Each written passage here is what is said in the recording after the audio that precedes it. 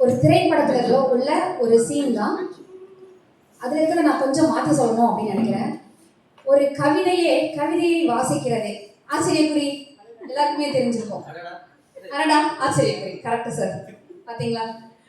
So அந்த மாதிரி ஒரு English is a window language, international language, link language, என்னென்னாவோ நம்ம பிஎட்ல படிச்சிருப்போம்.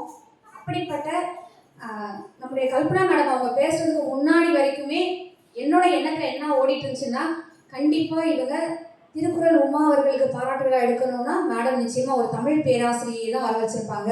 அப்போ மேடம் அனிமா தமிழாக தான் இருக்கும் அப்படின்னு நினச்சிட்டு இருந்த என்ன, ரொம்ப நாளைக்கு முன்னாடி மேடம் பேசும்போது எப்படி இருந்துச்சுன்னா, ரொம்ப நாளைக்கு முன்னாடி ஒரு 2003 2004 நான் பராசக்தி காலேஜில் குற்றாலம் அங்கே தான் மேடம் படித்தேன். அங்கே இருந்த அந்த கிளாஸ் ரூம் சிச்சுவேஷன் அப்படியே வந்த மாதிரி ஒரு ஃபீல் எனக்குள்ள.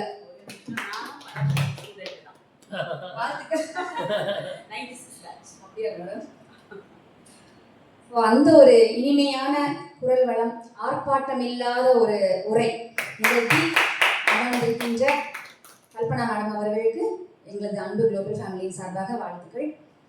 இங்கே உமா மேடம் அவங்களுக்கு பாராட்டு விழா எடுக்கிறதுக்கு முன்னாடி இதே தருணத்தில் நிஜமாக சொல்கிறேன், யாருக்கு பாராட்டு விழா எடுத்துருக்கணும்னா அவருடைய கணவரான திரு ராஜா அவர்களுக்கு. ஏன்னா ஒரு பெண் சாதனை புரிகிறா அப்படின்னா நிச்சயமா அவங்களுக்கு பின்னாடி திருமணத்திற்கு முன்னால் இருந்தால் அவருடைய தகப்பன் அதுக்கு காரணமாக இருக்கும். திருமணம் ஆன பின்னாடி ஒரு பெண் வெற்றி அடைகிறா அப்படின்னா நிச்சயமா அது அவருக்கு பின்னாடி அவருடைய கணவன் தான் இருந்தாகணும். ஏன்னா ஃபர்ஸ்ட் அப்படிங்கிற வார்த்தை பெஸ்ட்டாக இருக்கணும் அப்படின்னா நிறைய போராட்டங்கள் அதுக்கு. உதாரணத்துக்கு world's first women teacher Savitri Bai போலே நமக்கு தெரிஞ்சிருக்கும். அந்த அம்மையார் முதல்ல ஆசிரியை பணிக்கு போகும்பொழுது அவங்க பட்ட பாடுகள் வார்த்தையில சொல்ல முடியாதான். போகும்பொழுதெல்லாம் ஒரு ஜோனா பையனை தொங்க போட்டிருப்பாங்க தன்னுடைய பக்கத்துல. எதுக்காக அப்படின்னா, ஒரு பெண் போய் மற்றவங்களுக்கு பாடம் சொல்லி கொடுக்குறதா அப்படின்னு அவங்க போற வழியில எல்லாம் சாணி மாட்டு சாணத்தை எடுத்து அப்படியே எரிவாங்க. ஸோ அவங்களுடைய உடையெல்லாம் பார்த்தீங்கன்னா அந்த மாட்டு சாணமாக ஆகிடும். ஸோ கிளாஸில் போய் அதோட டீச் பண்ண முடியாது அப்படிங்கிறதுக்காக அந்த பைக்குள்ள எப்பயுமே மாற்று உடை வைத்திருப்பாங்க. ஸ்கூலுக்கு போன உடனே அந்த மாற்று உடையை எடுத்து அணிஞ்சு கொண்டு அப்புறமா தான் கிளாஸில் டீச் பண்ணுவாங்க. சொன்னது கணவர் தான் ஆக்சுவலாக அந்த மாற்று உடை எடுத்துட்டு போங்கன்னு சொல்லி சொன்னது கணவர். அதுதான் இப்போ நானும் சொல்ல வரேன். ஸோ ஒரு பெண்ணுடைய வெற்றிக்கு பின்னாடி பல போராட்டங்கள் இருக்கும். இன்னைக்கு சமூக ஊடகத்தில் ஒரு பெண் முன்னாடி தோன்றினாங்கன்னா எத்தனை கமெண்ட்ஸ் வரும்.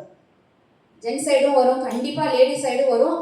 இன்னும் சில பெண்கள் திருக்குறளுக்காக பார்க்கணுமோ இல்லையோ அவங்க போட்டிருக்கிற காஸ்டியூம்ஸ், டெய்லி என்ன சாரி, என்ன கமல், என்ன செயின்,